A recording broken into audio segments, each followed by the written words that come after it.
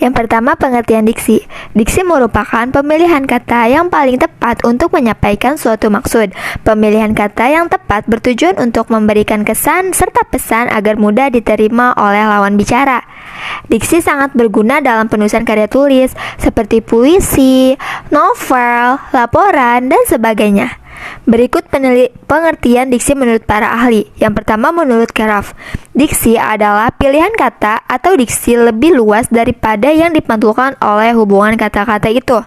Istilah ini bukan saja dipergunakan untuk menyatakan kata-kata mana yang dipakai untuk mengungkapkan suatu ide atau gagasan, tetapi juga meliputi fraseologi, gaya bahasa, dan ungkapan. Yang kedua, pengertian diksi menurut Widya Martaya. Diksi atau pilihan kata adalah kemampuan seseorang membedakan secara tepat nuansa-nuansa makna sesuai dengan gagasan yang ingin disampaikan, dan kemampuan tersebut hendaknya disesuaikan dengan situasi dan nilai rasa yang dimiliki oleh sekelompok masyarakat dan pendengar atau pembaca. Yang ketiga, menurut Enre, diksi ialah pilihan kata dan penggunaan kata secara tepat untuk mewakili pikiran dan perasaan yang ingin dinyatakan dalam pola suatu kalimat. Selanjutnya, menurut Asmadi, diksi adalah seleksi kata-kata untuk mengekspresikan ide atau gagasan dan perasaan. Dan menurut Mustaqim, diksi merupakan pemilihan kata atau tindakan memilih kata yang tepat, mengungkapkan gagasan secara tepat, sedangkan pilihan kata adalah hasil proses atau tindakan tersebut.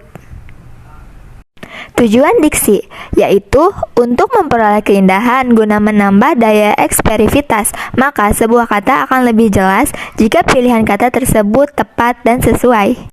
Ciri-ciri diksi: yang pertama, tepat dalam pemilihan kata untuk mengungkapkan gagasan atau hal yang diamanatkan. Yang kedua, dapat digunakan untuk membedakan secara tepat nuansa makna dan bentuk yang sesuai dengan gagasan dan situasi serta nilai rasa pembaca. Yang ketiga, menggunakan pembendaharaan kata yang dimiliki masyarakat bahasanya dan dapat menggerakkan dan memberdayakan kekayaan tersebut menjadi jaring kata yang jelas. Fungsi diksi: yang pertama, membuat orang yang membaca ataupun mendengar karya sastra menjadi lebih paham mengenai apa yang ingin disampaikan oleh pengarang. Yang kedua, membuat komunikasi menjadi lebih efektif. Yang ketiga, melambangkan ekspresi yang ada dalam gagasan secara verbal, tertulis maupun terucap. Yang keempat, membentuk ekspresi ataupun gagasan yang tepat sehingga dapat menyenangkan pendengar ataupun pembacanya. Yang kelima, melambangkan gagasan yang diekspresikan secara verbal. Yang keenam, membentuk gaya ekspresi gagasan yang sangat tepat, sangat resmi, resmi, tidak resmi, sehingga menyenangkan pendengar atau pembaca. 7. Menciptakan komunikasi yang baik dan benar. 8. Menciptakan suasana yang tepat. 9. Mencegah perbedaan penafsiran. 10. Mencegah salah pemahaman. 11. Mengefektifkan pencapaian target komunikasi.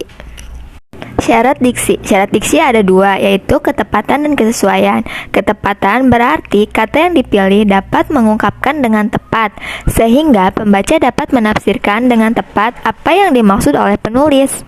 Kesesuaian yaitu kecocokan antara kata-kata yang dipakai dengan kesempatan dan keadaan yang ada.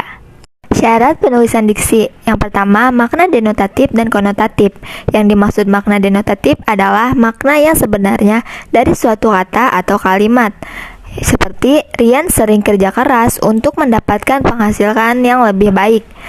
Atau, Clara berinvestasi sejak dulu, sekarang ia mendapatkan keuntungan melimpah. Yang kedua, makna konotatif. Makna konotatif adalah kata atau kalimat yang memiliki arti bukan sebenarnya. Contohnya, Rio harus membanting tulang untuk menghidupi keluarganya. Atau Romeo suka berinvestasi sejak dulu. Tahun ini ia mendapat durian runtuh. 2. Makna umum dan khusus.